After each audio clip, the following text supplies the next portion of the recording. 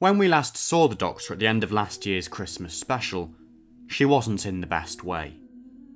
Having just regenerated and apparently been rejected by the TARDIS, she was left falling to Earth. You can't deny that this is a good cliffhanger.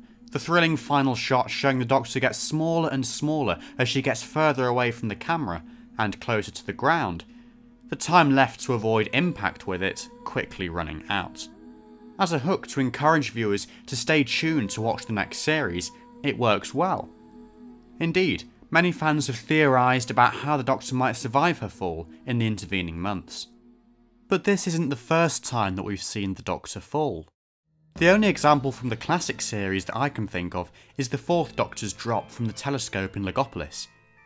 In recent years, however, the Doctor has been falling more and more, both literally and metaphorically. Look no further than the recent Series 10 finale, the second half of which was actually called The Doctor Falls. Though it's a bit of a cheat, because the Doctor doesn't do any proper falling at all in the episode. The closest we get is him falling to his knees. Instead, falling is used as a metaphor for the Doctor's physical deterioration as he fights the Cybermen. In other words, for his body wearing a bit thin. It's also linked to the core values the Doctor believes in, and the price he must pay for upholding them.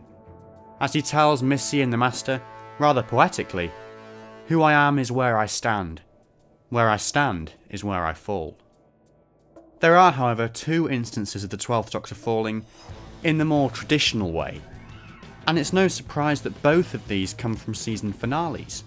The Doctor's falls in Death in Heaven and Heaven Sent are impressive set pieces. They're heroic, near misses with death, where the viewer knows the Doctor will survive, in the vein of something from a superhero or action movie. The fall in Heaven Sent in particular is of note for being shown in slow motion. It gives us the chance to see how the Doctor's mind works when he's under pressure. Surely our new Doctor will be able to survive her predicament by doing some quick thinking too. Though having said that, in this case, the Doctor jumped out of the window deliberately, having already sussed out that he would land on water by smelling the air and throwing a stool out there first. If we go back even further, the 11th Doctor nearly fell out of his TARDIS after he'd just regenerated, though the key word there is nearly. At least he still had a TARDIS to cling on to.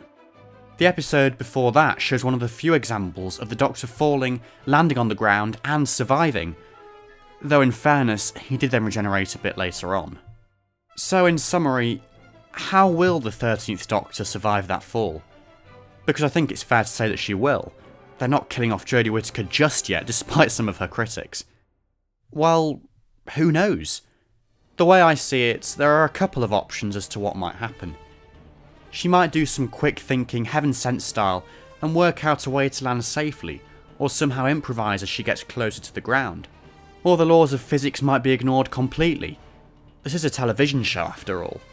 Or perhaps the woman who fell to Earth will open slightly differently, showing the Doctor's fall and or landing from another character's perspective. Whatever the case, I hope that in summarising some of the Doctor's other falls so far, I've given you some food for thought. So if you enjoyed this video, please like it and subscribe to my channel, and I'll see you on the other side of the Doctor's fall for a review of The Woman Who Fell to Earth.